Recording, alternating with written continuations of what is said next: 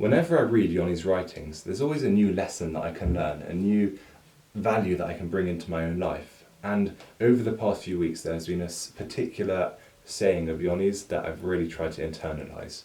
Yoni writes, "I just opened my eyes and there I am."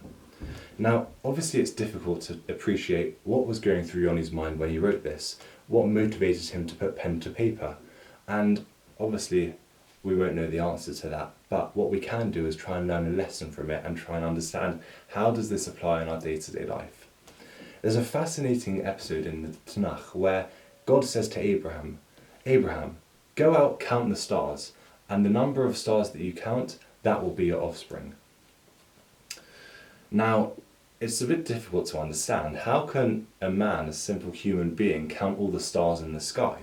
There are millions, trillions, billions, I don't know how many stars there are, but probably more than we can see. So the question is, what is God asking of Abraham to do in this situation? Now, there are two sort of approaches that Abraham can take based on a midrash. Either Abraham can be the astrologer.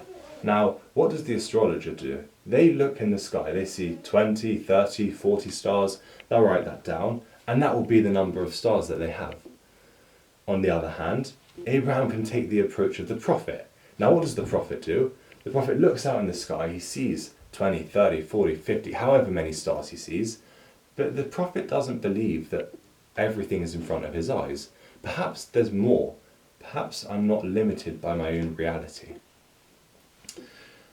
The prophet defines their own reality. They say that there might be more than we're able to see, and that is what it means.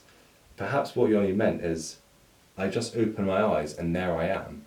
Whatever situation we're in, whatever difficulties we're going through, we're able to stop, think, open our eyes, and take ourselves out of the situation, define our own reality. Over the past few weeks, the world has gone through tremendous suffering, and obviously for lots of people, their reality has been defined for them. Their situations have been put on them. At the same time, we're able to take Yoni's writings to really think about them and make them a part of us, and perhaps over the next few weeks, rather than letting reality define us, we can be able to define our own reality. Thank you very much for listening, and Shabbat Shalom.